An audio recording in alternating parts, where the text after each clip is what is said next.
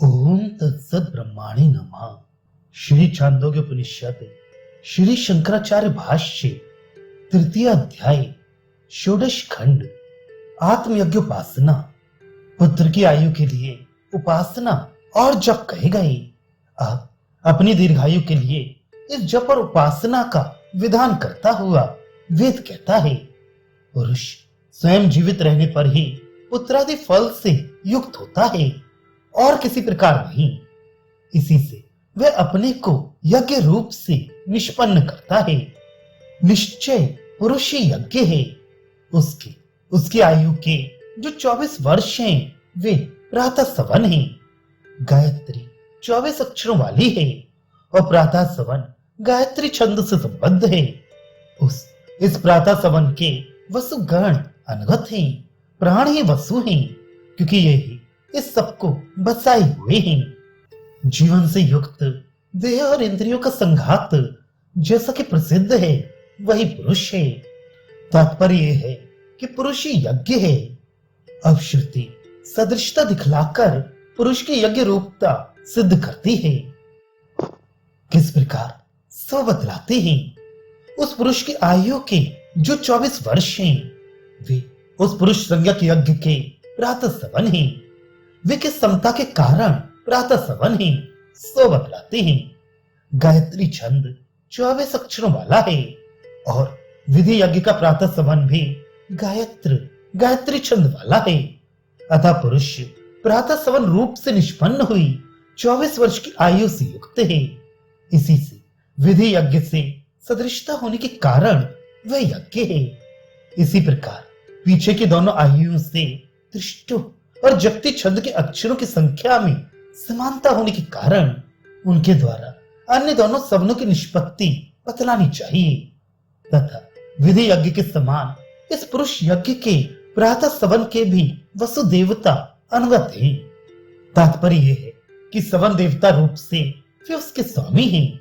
इस कथन से विधि यज्ञ के समान पुरुष यज्ञ में भी अग्नि आदि ही वसु देवता निश्चित होती हैं। अतः श्रुति उनकी विशेषता विभिन्नता बतलाती है।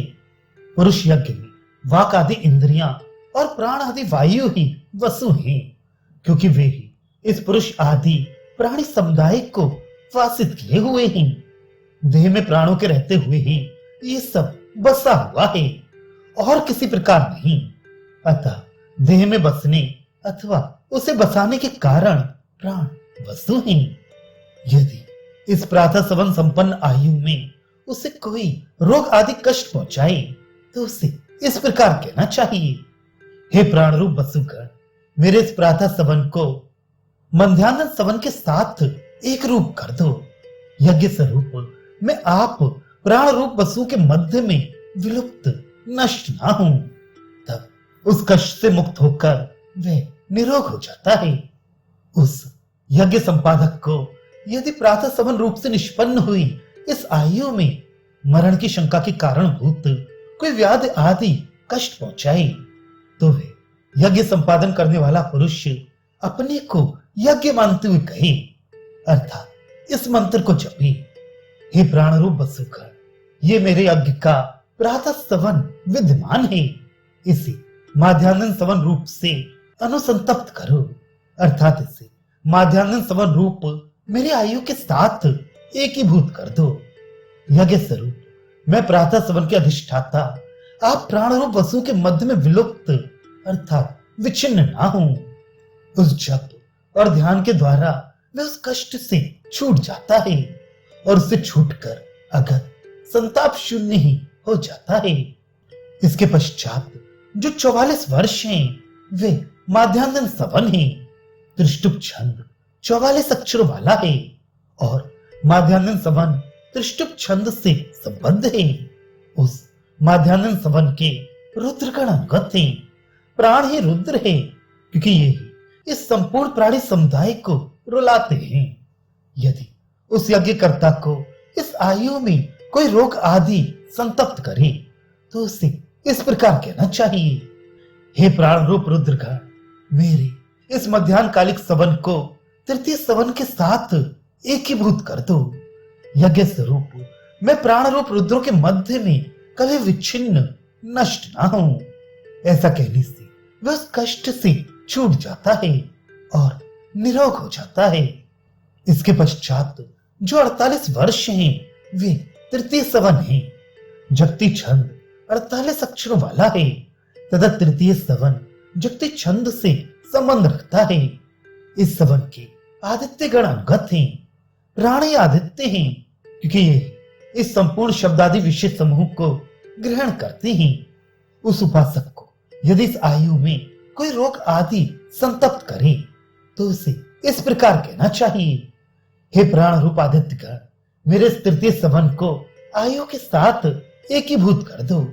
यज्ञ स्वरूप में प्राण रूप आदित्य के मध्य में विनष्ट ना हो। ऐसा कहने से वह उस कष्ट से मुक्त होकर निरोग हो जाता है। इसी प्रकार प्राण ही आदित्य हैं, वे शब्दादि विशेष समूह का आदान अर्थात ग्रहण करते हैं, इसलिए आदित्य हैं।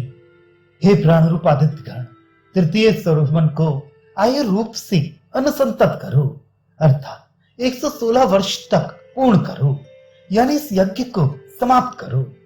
निश्चिता विद्या अवश्य फलवती होती है। इस बात को प्रदर्शित करती हुई श्रुति उदाहरण देती है।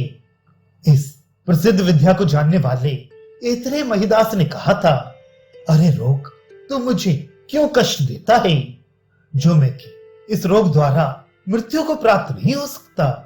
वह 116 वर्ष जीवित रहा था।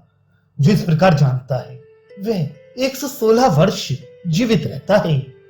इस प्रसिद्ध यज्ञ दर्शन को जानने वाले महिदास नामक इतरा के पुत्र ऐतरेय ने, हे रोग, तू मुझे ये संताप क्यों देता है, जो यज्ञ रूप में तेरे संताप से मृत्यु को प्राप्त नहीं होऊंगा, नहीं मरूंगा। तात्पर्य ये कि इसलिए तेरा ये श्रम वृथा ही है।